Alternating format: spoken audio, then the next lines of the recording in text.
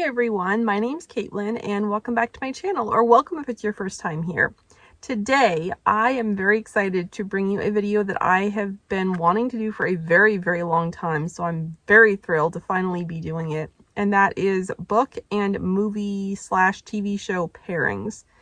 So if you didn't know, in addition to books, I am also a big movie and TV show fan.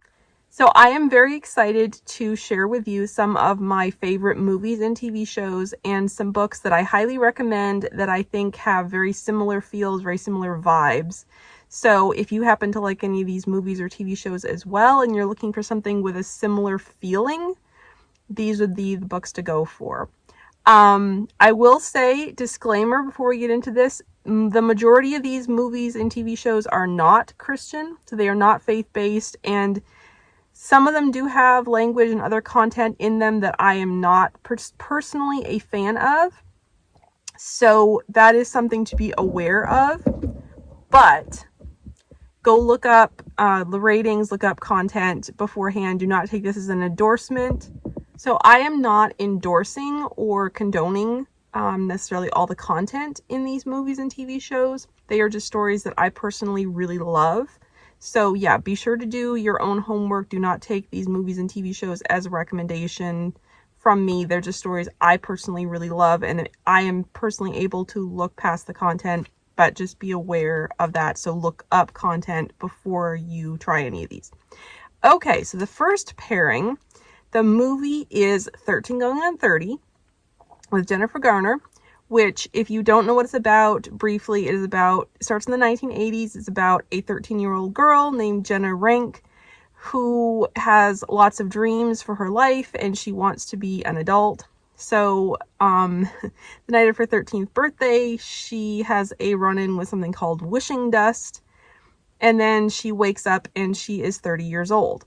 And the story kind of goes from there, and it's might be a friends to lovers romance, but it's her journey of figuring out, getting a do-over at her life when she thinks she's gotten everything that she wanted in life, and realizes maybe it's not all that she thought it would be. So for that, I am pairing The Do-Over by Bethany Turner. This is about a woman named McKenna who has always wanted to be a lawyer, work in a big law firm in New York City, make partner by the time she's 35 or 38. I can't remember exactly. But anyway, she has these very specific big dreams. And when the book starts out, they all seem to be getting yanked away from her. So she has to go home to the town in North Carolina that she grew up in, and maybe reconnects with her former friend from high school, who is now gorgeous and famous. Yeah, so there's no magic in this book, no wishing dust. She doesn't, it's not the same scenario as 13 Going on 30 at all, but it did definitely make me think of it in the sense of her getting a do-over and getting a chance to reevaluate her life and see if the things that she thought would matter to her actually do. So, highly recommend it. Okay, next up is one that I grew up watching, and that is Short Circuit, which, if you don't know what this one's about, it's about a robot that was created basically for military use, and his name is Number 5, and he gets struck by lightning, and he comes to life. He becomes alive. And yeah, it's a comedy in a lot of ways, but there are kind of some serious parts to it. And yeah, I've always loved it growing up. I still love it. So yeah, if you enjoyed that movie, I would highly recommend trying Synapse by Stephen James. This book is a lot more serious. It's definitely more of a thriller type suspense scenario. It's futuristic. And it's about a woman and her artificial, which is what they're calling these AI robots in this world. And he has the same thing, that he basically is exploring themes of faith, themes of what does it mean to be human? What does it mean to be alive? And yeah, it's really, really good. The faith in this book is just incredible. Anyone who likes stories with any kind of sci-fi element, or even if you don't, because I do, highly recommend this. It definitely made me think of Short Circuit a lot, so I highly recommend. Okay, then the next movie is called Wild Hearts Can't Be Broken. This is one of my absolute favorites. This is a Disney movie based on a true story about a young woman named Sonora Webster, who is an orphan. She's orphaned in the 1930s, and she runs away from home and ends up joining a diving horse act. She was a real person. It was a real thing that occurred at that time. And yeah, it's so great. It's so good. So good. Also, I just have to say, Michael Schofling, 16 Candles is not my thing, but him as Al Carver, yeah, that will always very much be my thing. So, highly recommend that movie if you have not seen it. If you like horses, especially, you will love it. And for that, I recommend, pairing with that, The Ringmaster's Wife by Christy Cambron. Now, this is a time slip story. There are two individual stories in this book about Mabel Ringling, which was the wife of John Ringling from, Ringling Brothers circus fame. But the storyline that really makes me think of Wild Hearts Can't Be Broken is a young woman named Rosamond, I think. Yes, Rosamond, who is the daughter of an earl, and she has a horse, and the horse gets bought by the circus. The guy comes there to get the horse, comes to England to get the horse for the circus, and she goes along to make sure she settles in and ends up becoming a bareback rider in the circus and falling in love with one of the guys who works for the circus. And yeah, it's just, there are some elements in this story that will have you thinking so much of Wild Hearts Can't Be Broken if you know it. So I highly recommend it. Okay, and then next up is Return to Me, which is another one of my very favorites. Oh my goodness. David Duchovny, Minnie Driver, Carol O'Connor in one of my absolute favorite roles of him ever. Bonnie Hunt, as amazing as she always is. If you don't know what this one is about, it is about a man named Bob and his wife Elizabeth, and he is he's a architect / construction worker, manager guy, whatever, I can't think of the word right now, contractor. And she works for a zoo, particularly in taking care of gorillas. And there's this one particular gorilla named Sydney that she has taught sign language to, so he's like basically become like a dear friend of hers. And they are fundraising for the zoo, trying to raise money to create a new habitat for him so he'll have more space at the zoo. And then we get introduced to a young woman named Grace, who is in the hospital waiting for a heart transplant. And yeah, then we learn that on their way home after this fundraising event, Bob and Elizabeth get in a car accident, and Elizabeth is sadly killed. And yeah, Grace, who has been waiting for a heart transplant, gets a heart transplant. And so yeah, throughout the story, Bob and Grace meet, and friendships develop, and then romance develops, and then we discover that Grace has Elizabeth's heart. So yeah, what will happen when that comes out? So yeah, it's such a great movie. I love it so much. It was written and actually directed by Bonnie Hunt, and she is just absolutely genius. I love her so much. So yeah, highly recommend it. If you have not seen it, you must. It is fantastic. So for that, I'm going to pair The Heart Between Us by Lindsay Harrel. This is it's like a women's fiction / romance that is about a young woman who is awaiting a heart transplant.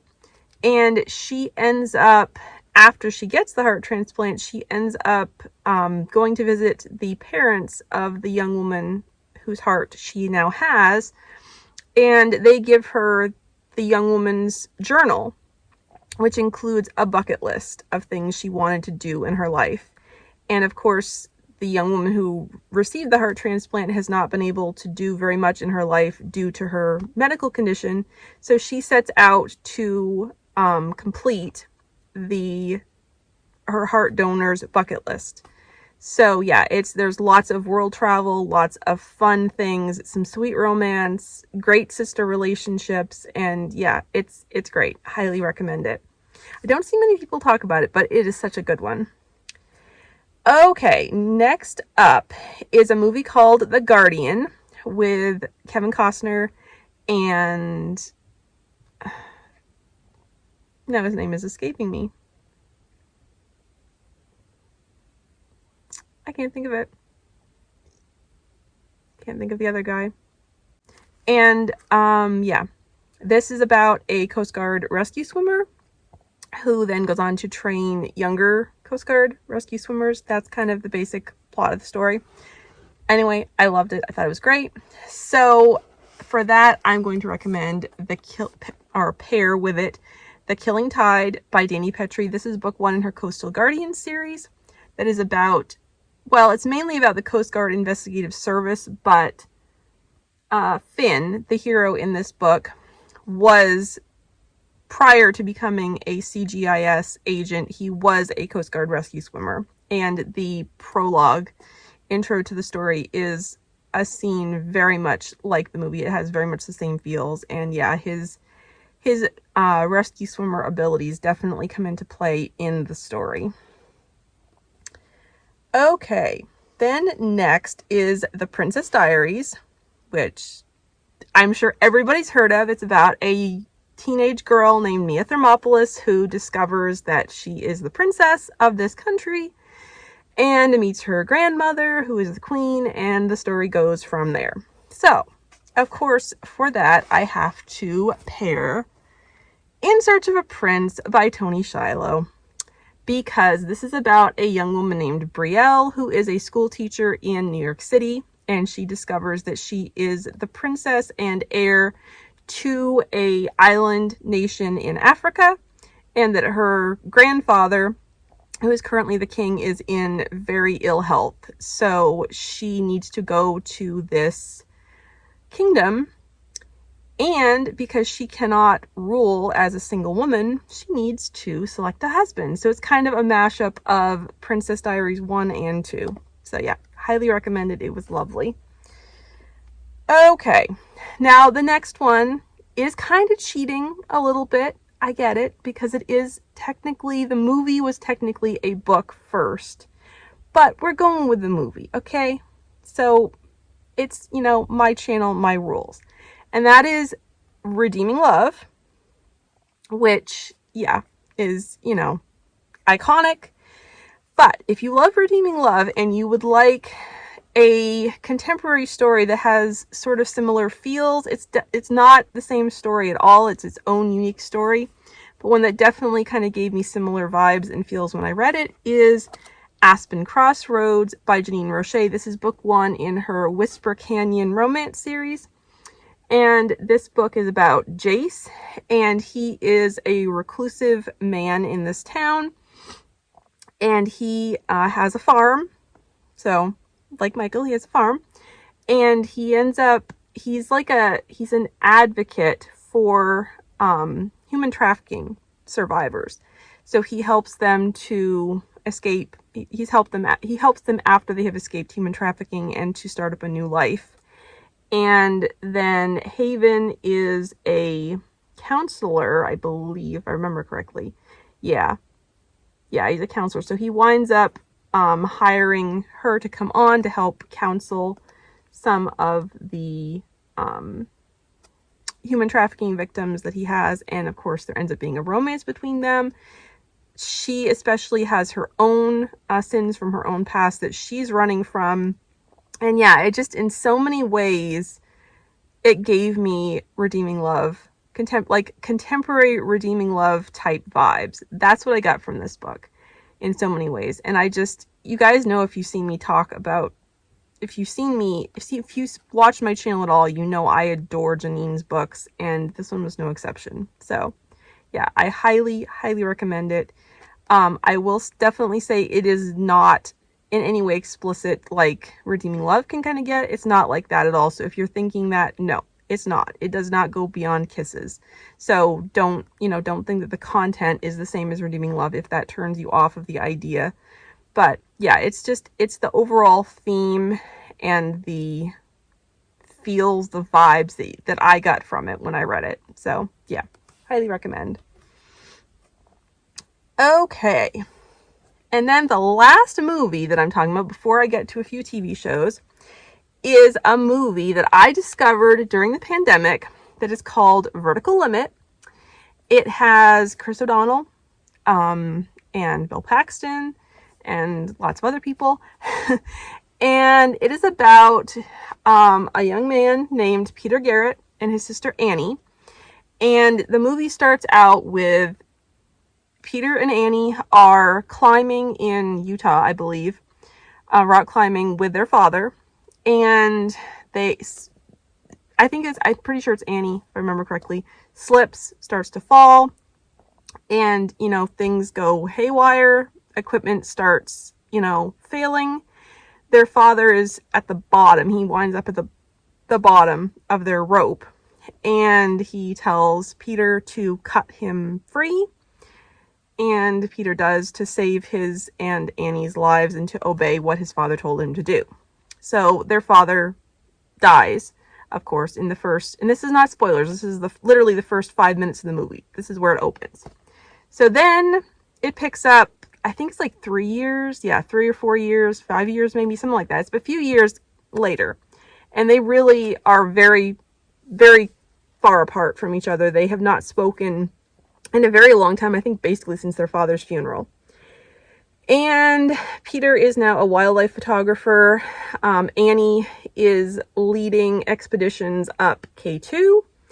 And they wind up meeting on K2 as she is about to lead Bill Paxton's character, who is a rich Texas businessman, up K2. And so they have a reunion, and it doesn't really go all that well. But then when Annie winds up getting into trouble when they're climbing the mountain, and there ends up being a snowstorm and avalanche, not an earthquake, an avalanche, and she gets trapped. Peter ends up leading the charge to rescue them. So yeah, I really, really love it. Really, I love it so much. It just makes me smile now even thinking about it. Now, funny story about this pairing. So I have been wanting to do this video since 2022, just like a couple of months after I started my channel, but I hadn't gotten around to it yet. And I knew this is one of the first ones that I thought of as a perfect pairing, because I actually had this thought when I was first watching the movie. I thought, this movie really feels a lot like a Susan May Warren book.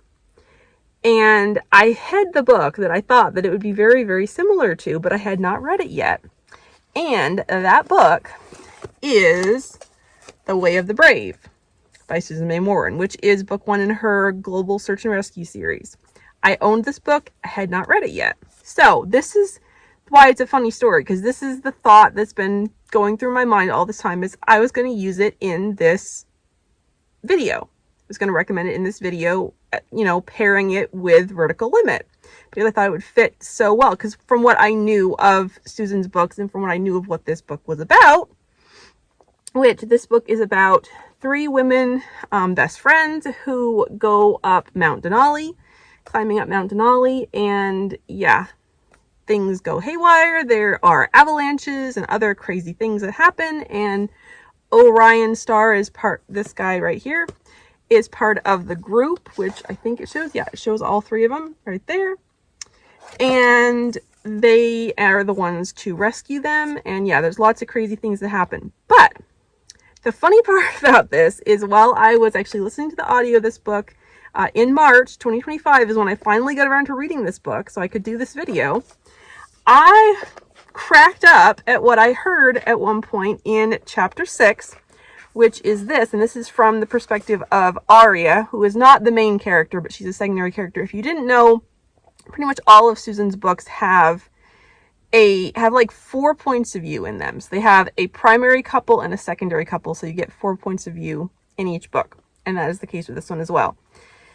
So this is from Aria's perspective, and she said this is in her mind, and she's thinking, yeah, no. Next time the words "just do it" pulsed inside her, Aria was going to turn on vertical limit and remind herself just why freezing to death on a high peak might be a bad idea. That just cracked me up when I heard that through my earbuds. I was like, oh my goodness gracious. And I was like, that is so cool to have that like confirmation that, yes, that is a perfect pairing. So yeah, love that. Okay, now we're getting into TV shows. So the first one I will talk about is Blue Bloods, which is a favorite of mine. And if you don't know what Blue Bloods is about, I don't know how you could not, but if you don't, it is about a family of police officers in New York City. So you have the dad is the new NYPD police commissioner. The grandfather was previously police commissioner, and you have there are 3 siblings that are alive. One of them has passed away. He was also a cop, but the 3 siblings that are currently still alive. The youngest brother is a uniformed officer. The older brother is a detective. And then the sister in the family is a prosecutor. And yeah, so it's their family story. It's their journeys through life, the cases that they deal with and how it impacts them. They do a lot of showing social issues from a lot of different sides and not telling you what you should think as a viewer, but presenting all the different impacts and all the different perspectives and letting you decide where you come down on that issue, which I really love that. It is sadly canceled now, but yeah, I will be going back and rewatching all of it. So for that, I of course have to recommend the series that has made me think of Blue Bloods since it was announced before it was even published, and that is the Blue Justice series by Lynette Eason. So there are 4 full-length novels and 2 novellas. First one is Oath of Honor, Call to Protect, Code of Valor, and Vow of Justice. And these books are about the St. John family. There are also 2 novellas. There are 6 siblings in the series. And we have cops, we have FBI agent, we have, so uniformed officers, detectives, a canine officer, and then there is the black sheep of the family who is a surgeon, and her name is Ruthie, and one of the novellas is her story. So yeah, this is one of my all-time most favorite romantic suspense series. I highly recommend it to anyone looking for a good romantic suspense. Yeah, it's a favorite and has very much Blue Bloods feels. Okay, and then next up is Downton Abbey, which again is another favorite of mine, which if you don't know what that's about, well, okay. Don't know how that's possible, but okay. This is, it starts in 1914, no, not 1914, 1912, and it is about the Crawley family in Yorkshire, England, and dad is an earl, and so it's very high society, and yeah, I just love it. I love the time period. I love the family. It's, you know, it's the upstairs, downstairs storyline, so you get perspective from the family members and their servants. And yeah, I just love it. So my pairing for this series is going to be a series that I only have the 2nd book in physical form, but you can go find the 1st and 3rd books because I do recommend reading it in order. But that is the Ladies of the Manor series by Roseanna M. White, and The Reluctant Duchess is book 2, but I would recommend starting with book 1, which is The Lost Heiress. And yeah, definitely I got very similar vibes. It's like the same time frame, just slightly pre World War I, and yeah, loved it. Loved it. Highly recommend it. It is one of my favorite Roseanna M. White series. Okay, and then next up, we're almost to the end here. Next up is NCIS Los Angeles. Now, I personally prefer this one to any of the other NCIS variations. I love the characters the most. I love their, I love the fact that they go undercover. So if you don't know what it's about obviously the Los Angeles branch of NCIS, and they are the Office of Special Projects. So they do a lot of stuff with anti-terrorism and a lot of undercover work, which is very, very fun to see the undercover personas that they take on. That is a ton of fun. But I love the ensemble cast of characters in this series, and their banter is like top notch. It cracks me up. I love it so much. Their relationships, their friendships are just chef's kiss. It's amazing. So for that, I am going to pair the Snap Agency series by Natalie Walters, because it gave me those same feels of a team that is like very top, with the work that they do is very top secret. There is definitely some undercover stuff and counterterrorism, but the quirky set of ensemble characters, with top-notch banter. It's just,